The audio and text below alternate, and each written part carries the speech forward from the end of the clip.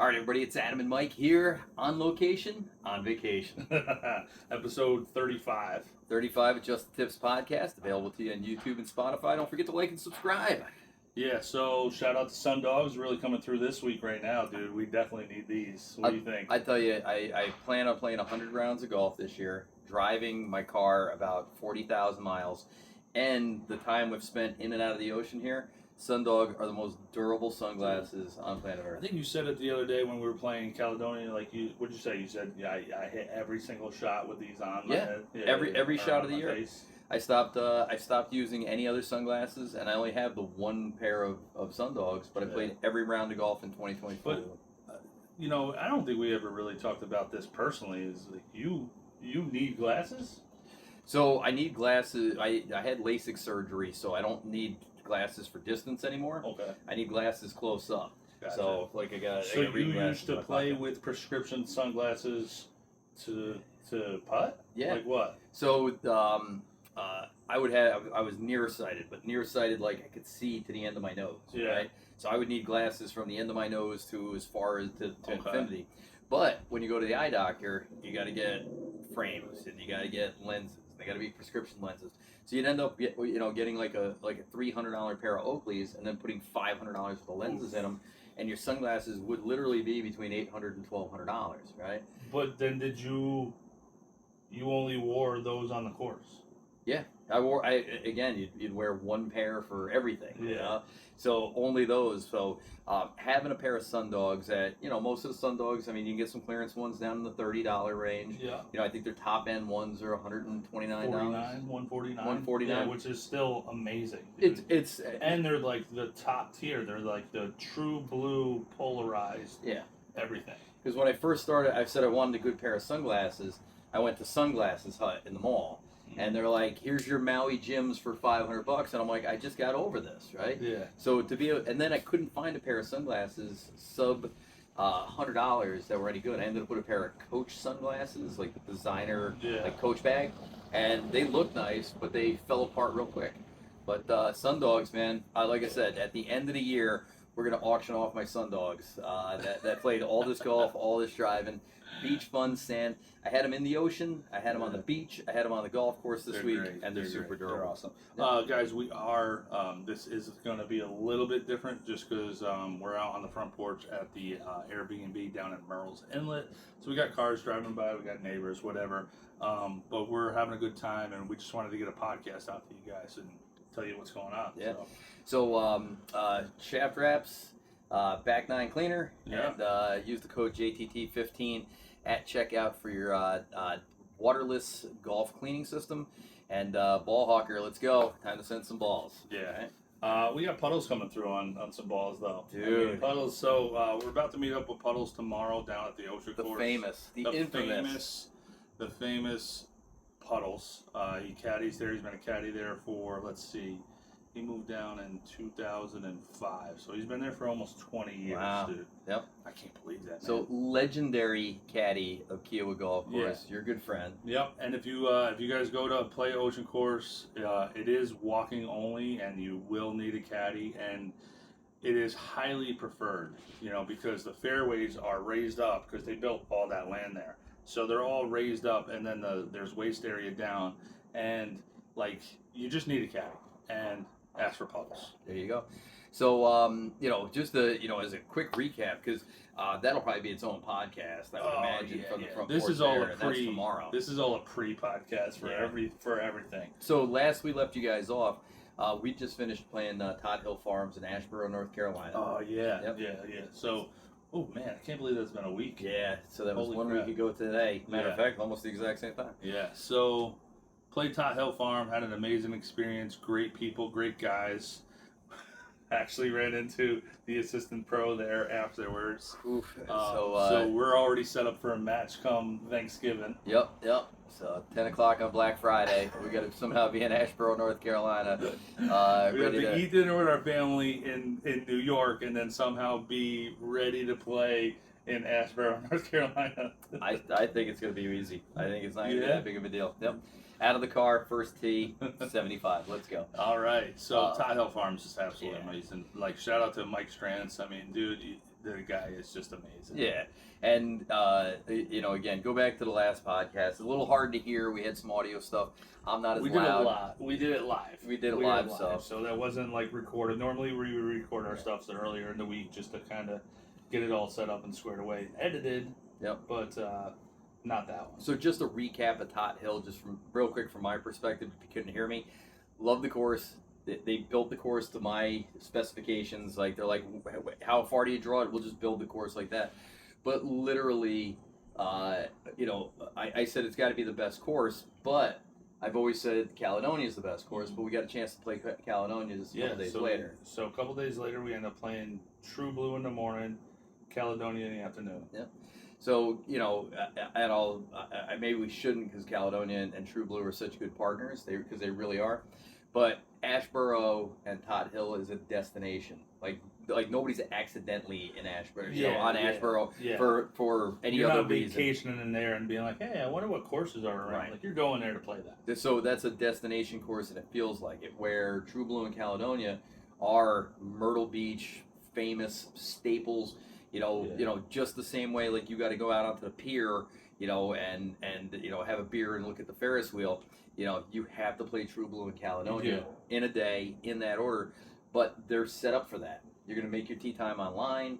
You're going to bag drop. You're going to range first tee, and away you go. Just perfect. Yep. Well run, well oiled machine there. Like, the guys, when we got there in the morning, I mean, we were getting there when they were getting there. We were there before the pro shop opened. The cart guys were there. So I mean, the cart dudes are showing up. They got to be getting there like 5:30 because they had carts already pulled up. Yep. Fin scooters, baby. Oh, come on. They're so much fun. As a matter of fact, check out the short that Mike put together of the fin scooters, which blew up on TikTok, over 13,000 views. Yeah. A lot of folks going. We love fin scooters, other folks going. Our course doesn't allow outside vehicles of any sort on the course. So here's the deal with that, and I would love.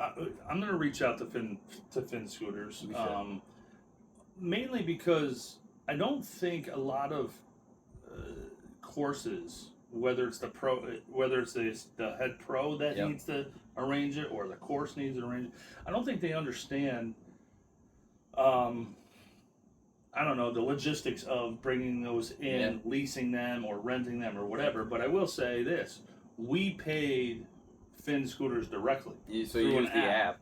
And you go and you pick out the bike, and I got the lime green one to go with my bag, and you got wanted that one. No, I'm the I will never lime green nothing. I'm the Green Ranger, okay? I'm the Green Power Ranger, okay? But you take your phone. Wasn't that like the fifth out of the five? He was like the bottom. I never watched this. I know. He didn't even have like a real power. No. Is there even a Green Ranger? Not a lime green. Anyway, so you take your phone out, scan the QR code. It was $32 to use them for the day.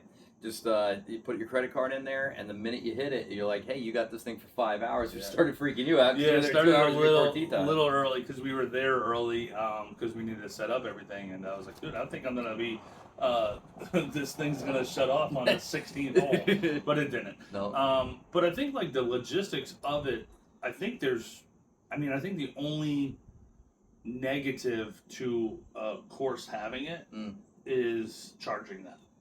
Oh.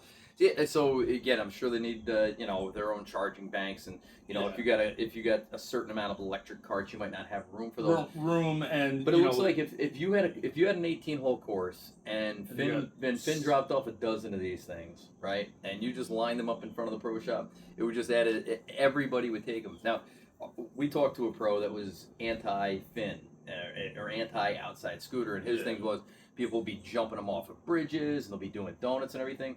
Now, when you're on these things, they feel incredibly fast. Yeah. But then we go back and look at the video, and it's like, and you kind of... I felt a lot cooler on them than I looked in the video. But I think it does two things. One, it's an awesome way to play golf. It's just so much fun. But two, I think it speeds up the pace of play. I think it does too, dude. I was going to say that. I wasn't sure what you were going to say there. I think it 100% speeds up play if you're not jerking around. Yeah. Now, I will say this: in any head pro or golf course's defense, when you scan that thing, it gives you all these things, and you got to check that you accept. Oh, yeah. And you know, I think the liability would be on Finn. Well, I think it would be on. They absolve themselves of liability by making you check the waiver on right, that. and I think they're absolving it for the whole aspect. So I think they're doing it for them, but also the course that they're on. That there's no But I liability. think that's the same thing when you rent a golf course, Yeah. a cart. Like I can remember back in the Rondout days in the '80s, there was a carbon copy, thing that you'd have to sign that said that if you hurt yourself on there, you wouldn't hold the course liable. I think, and we can find out with our favorite Kingston-based lawyer, John DeGasperis. Yeah. But I would think that Law by John. the day that you take a golf cart out there, you assume the liability, unless it's there's a Something manufacturing wrong with flaw. it. Yeah. Like that steering wheel comes off, and Right. Yeah. But So, who's to say you didn't rip that steering wheel out? You know what I mean? It's like that's why there's they all make these- lawyers. Yeah, but there's all scooters. these.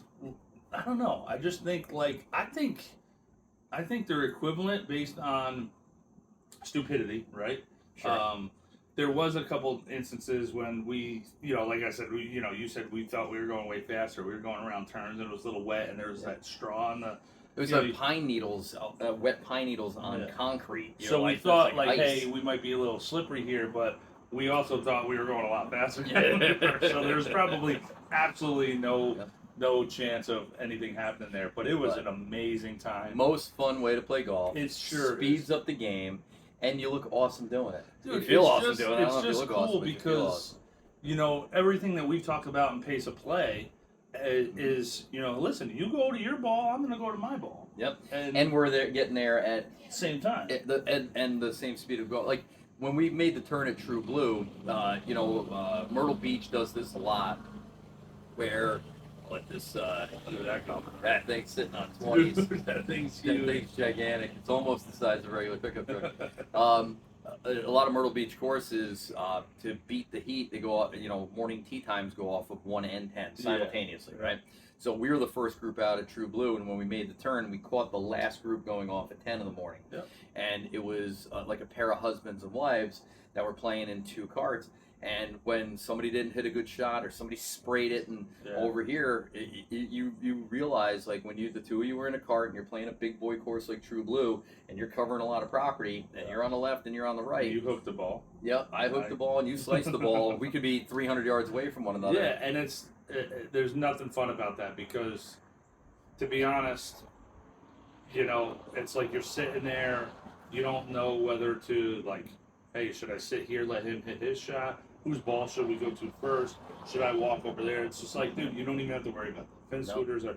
And listen, I promise you guys this: if you go to a course that has Finn scooters and it's a little extra money, it is completely worth it. Yeah. It is completely worth it. I think everybody that we've told to directly, like the pro, a couple of these other guys, they're like, oh, that's kind of cool. It's like, dude, you don't know. It's way cooler when you do it. Yeah.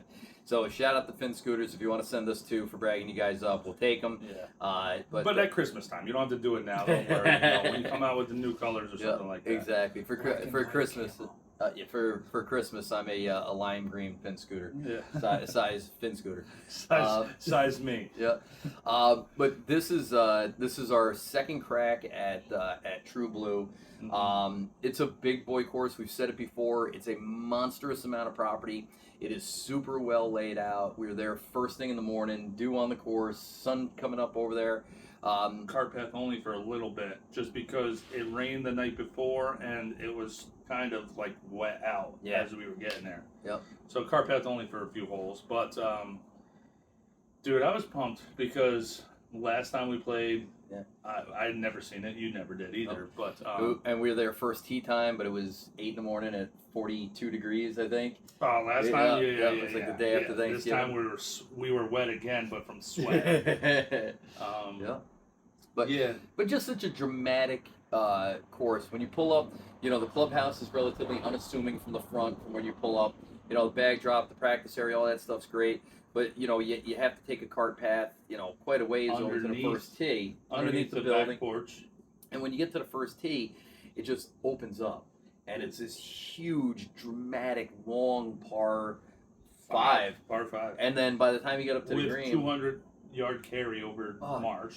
It's a big time. Then there's a cart path going across the fairway on your second shot. Then there's water going in front of the green on the third But I shot. think the first hole sets the tone for the day when you realize that this course is gigantic. And just like Tot Hill Farms, the drives are relatively innocuous. They're so big and they're so wide. Just hit the ball anywhere, and it usually hits a piece of ground. It's what happens after that that gets kooky. Yeah, and I think seeing Tot Hill Farm helped me play and understand True Blue and Mike Strantz a little bit better. He doesn't make these holes super long to make them tough. No. He makes you have to hit a good second shot, and like his par 5s aren't 600 yards. They're 459, some of them. But you True have to longer. lay up on your second shot. Yep, I mean, always something in the middle. You know, we're not long enough off the tee to hit a, you know, a 220 in the air carry over something and hold a green. Yep. And I think that helped me play True Blue a lot better. Than I did last time. So one of the things that I noticed too is I'm always a big fan of short par 3s. You know, I'm over the 205-yard par 3. Right, so the first par 3 at True Blue, last time we played, I remember very specifically it was 185 carry. Right, we get up there today, or when we played, 142. 142, right? yeah. So that green could play 40 yards difference, no problem. Could probably play more than that, you know? Yeah. I thought that was very interesting. Yeah, that was pretty cool because, I mean, and it's not a tougher shot when it's longer like that. It's still the same shot. You just got to hit a longer club. Yeah. You know, because of the way that green sets up. But really cool hole, dude. And I think you had a birdie. You almost made a birdie there. I went bogey, birdie, par, so almost made a birdie. You birdied number 2. But from the sand again, dude. You were hitting that club, and I'm like, and you were like, hey, I think on the tee you were like, just a little fade here, or no, I'm gonna start it over the tree. Over the tree with a draw, tin cup style. And you hit it over the tree without a draw. Just straight. And I'm like, what is he doing? There's all, like you just said just now, like there's all this grass out there. And I'm in the sand waste pine area. Number 4 though, the crescent hole. So last year when we played number 4, the crescent hole, we both had just over 200 yards to the pin, and you thought it was a good idea to try and clear the water. And when it's 45 degrees, I knew it wasn't a good idea, but I thought it would be a good idea. And you're wearing 9 layers. You dunked one in, but I'm like, well, I'm ahead of him, and I'm like, I got last, and I'm gonna hit a draw around the corner, and then I hit it in the lake. I think we both hit them, and we both hit them good, and we thought it was going to be close. Still didn't get there. And it wasn't even close. We were coming up 10 yards short of the pond. So this year, it was important for us to play that hole well. And especially you, because we made a nice video about it. It's getting some love here. How'd you do on the other crescent hole? Well, I don't want to give it away. Just watch the video. Crescent hole showdown for big bucks. So I know we don't want to go hole by hole, especially for time's sake. Although we did have to stop on that hole because we had to hide under the tunnel because of the downpour. Murrell in the summertime these days, you're gonna get wet. It's like, and then things like will not dry. No. So remember Puerto Rico when we were hanging stuff over the balcony to dry and it just never dried. Exactly. That's like our beach stuff downstairs. It's a running joke. When it gets wet, it's wet forever. Yeah. But here's the thing: is like I said, we won't take the time to go hole by hole, but we will in other videos. Exactly. Yeah. And you're gonna see it. We shot you were saying just an absolute truckload of video. Oh, and stuff so like much that. stuff. My computer is probably smoking. But the course is as great as I remember. It's extraordinarily challenging. The par 5s are gigantic. The par 3s are reasonable. The par 4s are memorable. And again, if you get a chance, just go down to True Blue. You have to play Adam both. and Mike. You really do. If you're gonna go there and you're just like thinking, like, hey, which one of these two should I play? Just play both. Just take a day. And we talked about this like a month ago. Like, how much golf are we gonna play on the strip? Yeah. Like that day, I count that as one day golf. Yeah, Even though we played 2 rounds, it's just one day golf. So well, the thing is get in that much trouble. No, but it's so convenient. And they make it crazy convenient. And even the one guy was like, "Hey, if you don't have your car, you can take my van," because the courses are kind of shared. As a matter of fact, Caledonia doesn't have its own driving range. It's got a great practice facility, but no driving range. So if you're only playing Caledonia, 2 minutes away, you have to go use the range at True Blue. But play both. So and then we shot over to Caledonia. And again, I don't care how many times you drive up that driveway.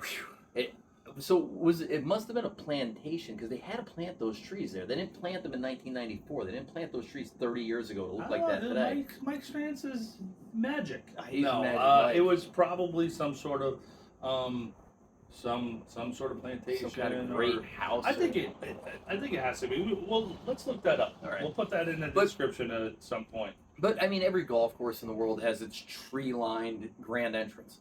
But this with the mossy oak, hanging down, Spanish moss. By the way, did you see the one tree kind of hangs a little bit too far down? So there's a sign. It's like, hey, if you're like a truck or something, like you gotta go around it. I didn't see that. No. I can imagine, we'll box do the drone shot of it though. I love it. But and it's the same thing. You pull up on that clubhouse, and the way it sits on the inlet, and just the marshes and everything behind it. It's tremendous. It's just absolutely tremendous. Have you followed True Blue Caledonia on Instagram or TikTok or anything? I could watch that video every single time. People who know about it or have been there before or never been there before, they film it and they post it, and then Caledonia reshares it. Yep. So it's the same video over and over again, but I watch it every single time, dude. Because again, I haven't played every golf course in the world, but I know when you drive up that entrance, it's just absolutely incredible. So no fin scooters at Caledonia, and they were saying a little wet. And since there's no GPS on them, they didn't want us to get in the wet spots with them, so they said no fin scooters, which was probably okay. Yeah, it was. Yeah. And 18 holes of fin scooters is. I mean, it would have been cool. I would have done it again, but it wasn't that disappointing. If we didn't get any fin scooters, that'd have been crushed. Yeah, absolutely. Yep. So, I mean, again, Caledonia is Caledonia. It's unbelievable. In the summertime, you know what's great though? We played it in the fall. It was beautiful and lush. We played it in the summer. It's beautiful and lush. And they keep saying that's not the right time to play it. They said end of March. Yeah. They said the azalea. I go, it's beautiful. The flowers, everything. I go, it can't get any better than this. They said, no, it doesn't look quite right. What can we do in the spring? Spring break? Spring break. Yeah. Yep. Right. Let's go. Spring break, Myrtle Beach, and actually, my daughter's got spring golf, so we do try and get away every year, as long as the weather's with us. Absolutely. All right. So, but that's not what we came here to talk to you guys about today. Tomorrow, in less than 24 hours, we're going to be on the first tee of one of America's greatest golf courses. Yeah, Ocean Course at Kiawah Island. Yeah. So we've been talking about it on this podcast since podcast number 1. So this is 35 consecutive podcasts we've talked to, at least in some way, about Kiawah, because it commands that kind of attention, and you have a personal attachment. Well, I used to work there. All right, so it's a course that I didn't know a ton about when I moved down to Charleston, and all I just heard was like amazing things. So I go to start working there, and I mean I went to work on my first day, and I was like, this is my spot, dude. Yeah, this is my spot. I mean, the range was on the ocean. The land between the front nine is a link style, so it goes out and back, and then the back 9 goes out and back, and in between is driving range on oceanfront. Shoot. Like, nobody uses oceanfront for a driving range. They could have built houses or the clubhouse, all these things, and they're using it as driving range. It's amazing. So I knew right then and there, I'm like, this is my spot. Yeah. So, again, if you think, when they talk about the top 5 courses in America, top 1, 2, 3 always come up, Pebble Beach, TPC, Sawgrass, and Kiawah. And nobody can agree with the top one. So, like I said, we're arguably playing the greatest course in America. Dude, so, I mean, we're definitely playing the greatest in South Carolina. I mean, that's not even in question. Yeah, no question. We could say East Coast, we could say America. Dude, I think it regularly comes in the top 20 of toughest courses in America. Yeah. Regularly. Yeah, dude, you're in for a treat, man. I can't wait. And we got a storm brewing. So there is a storm coming up the coast, but as it's been well documented, that doesn't Kiawah stop. bubble, dude. There's a Kiawah bubble, just like kind of like Disney. Yeah. There's a Kiawah bubble. All right. So hopefully we get lucky. So we're about 3 hours away here in Murrell. Yeah. Murrell, to the ocean course. So we're about 2 hours from Charleston. So tomorrow, what's the plan? Because we have a 10:40 tee time, and we got a lot of work to do. So what time are we leaving? Where are we going? What are we doing? Well, let's see. So let's just say it takes 3 hours, and we want to be 7:40. there of an hour warm up. So that's 9:40. Yep. So that means 6:40. 6:40. Plus, camera stuff. And Yeah. So I say we get there. 6. I say we leave at 6. 6. Okay. So we leave at 6. Any worry about Monday morning traffic on the way down? So most of I don't really know, dude. I mean, Charleston's changed since I've been there. Okay. All right. So I'm thinking basically 5. downtown. Oh, you're trying to get in? No. All right. We'll get there before the car kids. But no, I think if we get there at like 9. Mm-hmm. So if we leave at 6, get there at 9, gives us an hour and 40 minutes before we tee off. Now it's you and me, and Puddles. And Puddles playing. Yeah. And a buddy. And then we got Rybo, who's also been there for probably longer than Puddles. Yeah. Caddying for me and you. All right. And then we have. He carries both bags. I've never had a caddy on the course. He carries both bags. Both bags, dude. Both No bags. problem. And he does it every day. Right? Go around that side, lady. Mama Romano. So yeah, we always carry. Two bags. I'm exhausted after carrying my own bag. But is it less exhausted not playing? It would seem like it'd be more exhausting not playing and carrying you're 2 making bags. money, so it's Yeah. kind of worth it. I But guess. I'll be honest, You're not like- carrying shingles up a ladder, you know. I'd be honest, like carrying 2 bags almost evens you out. You know what Yeah. I mean? Like kind of balances you out. So But what about everybody's got a wacky bag? Like my bag, I love the way it feels. You don't mind the way your bag feels, but it's gotta be strange for caddies to carry other people's I think bags. you get used to it. Sometimes if people have crappy bags, they take a strap off of one of the rental sets, or we had extra straps where it's a straight strap Huh. for the left side, because if you have the right strap, it's kind of curved to go onto your right shoulder. Mhm. We'll go straight strap on the left side. Right. You go both bags carrying like this. Yeah, one on the back and one on the front. Well, like I said, No, I've 2 bags, and then kind of like hold your arms All right. over where the club heads are. Gotcha. You guys will see. What's our breakfast situation tomorrow? There is a really good gas station that has a mean chicken, egg, and cheese biscuit on the way out. All right. I mean, I don't know what that's gonna mean when they get down to Kiawah, but All right. no, we'll see. I don't know. And we're playing. We've said it 100 times. We're not playing tips, but we're not even playing the second ones back, which are like the professional teams. We're playing 3 up. Yeah, From the which back. is still 67.50 Okay. In the wind. into the wind in a hurricane. Yep. In the rain tomorrow. We'll see. I mean, we'll see. All right. Well, like I said, man, I couldn't be more pumped. Puddles doesn't hit the ball very far. No. No, so he won't play. He'll play. I think they're the Blues. He'll play the Blues with it, but he won't go further back. All right. Well, like I said, this was just a quick podcast here on vacation, on location, on the front porch of our Airbnb, a mere 24 hours before our date with Destiny at Kiawah Island. Yeah. Long story short, though, I'll tell you right now, I don't care if it's a hurricane. I'm playing this course. But What are you gonna shoot? Me? Been calling my shot all week, including the 85 at Wachasaw. I don't know why I thought I was going to play bad there and then did. Shout out to Wachasaw, by the way. Oh, we dude. didn't give Wachasaw any love. Well, they're 4 minutes away. They've been really, really cool to us here as far as a great practice facility. I got a chance to play a quick 18 the other day with Maddie and Jamie. But I want to say 80 pops in my head because every time I play a new course that I love, I have a putt for par on the last hole and I miss it and I shoot an 80 instead of a 79. So But you know, this is a big boy course. Dude, so. if you break 80 at the ocean course your first time, that'd be freaking awesome. So that should be the goal. So courses so far, 78 at Tot Hill, 78 at 78 at True Blue, 75 at Caledonia. Can we back it up? 85 watches. So can we back it up though with a sub 80 round at Kiawah First Blush? But again, like you said, the caddies are there to help you. Your course knowledge is ridiculous. So here's the deal. I'm not even going to help you at all. Rybo's reading your putts for you, dude. You better listen to everything he says. How many? But again, there's 4 professional caddies in this group.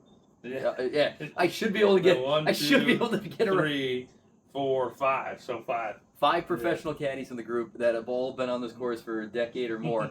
I should get some good advice on where to hit the ball. And listen to them. Yeah, between the 5 of you, you should direct me around pretty good. So I think it would be me and you versus Puddles, and I think Hughes is playing with us, which will be cool. Yeah. And he's a Southern kid, so he gets to play golf. Did we punch our handicaps into? I'm up to a 10. And I'm a 10. And I'm a 10-3. But I want to see handicap calculator. How do you spell Kiawah? Kiawah. Kiawah Island Club, Kiawah Island Club, Kiawah Island Club, Kiawah Island Resort, Kiawah Island Resort. No, it's saying it right there. The course right underneath.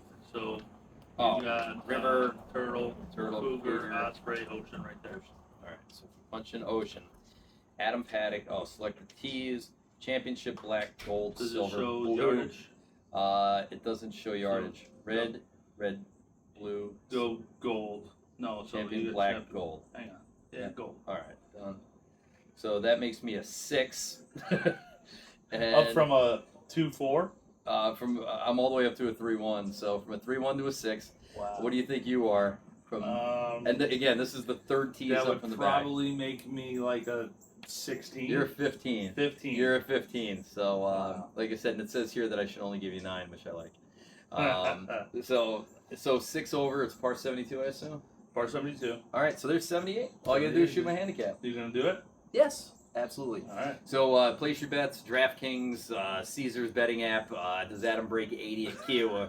First blush. Can Adam break 80 at Kiawah? Good video. Yeah. You guys won't know it'll probably take us a month to get that footage out together, especially if you shoot 90. It's going to take even longer. So here's the deal. Make it easy for me and shoot 70. Oh, there you go. So it's edited. Yeah, there you go. So Can Adam break 80 at the ocean course? Well, listen, here will be the big question is we're headed to Margaritaville. It depends on how many margaritas and yeah, but it's for early dinner. Early dinner? I think we're doing early dinner, like late lunch at Margaritaville. I love that for us. So that gives us a little time to recover. All right. I like that. Yeah. All right. All right. Well, like I said, next podcast will be next Sunday. Mike and I will be back home for about 3 days, basking in the afterglow of the Myrtle Beach epic golf and beach vacation. I don't want to go back. So we always look at houses when we're away. And down the street, $750,000, the new Just the Tips world headquarters. No. Just a mini headquarters. The Mid-Atlantic regional office. There you go. Of Just the Tips here at Murrell's Inlet, which is just a beach house. There's actually nothing special about it as far as the headquarters go. The fact that it's here makes it special. Murrell's Inlet, great place to stay. Yeah, pretty chill. Not in the touristy part of Myrtle Beach, but we can everything's still really a close. Huntington Beach is where it's at. Huntington Beach, guys, go there instead of the busy spots. It's a state park. It's cost a little bit. The nicest public bathrooms I've ever been in. Not the nicest beach bathrooms. The nicest public bathrooms I've ever seen in my life. The beach is awesome. The ice cream shop is amazing, and it's only a couple of bucks to get in, and it's not busy. We gotta go to that. Hopefully Tuesday we can go. To what? To the beach. We are. Even if it's raining. We Dude, we were there yesterday. We were in the rain. So, All right, that's guys. that. I'm Adam. I'm Mike. Just the tips. Woo!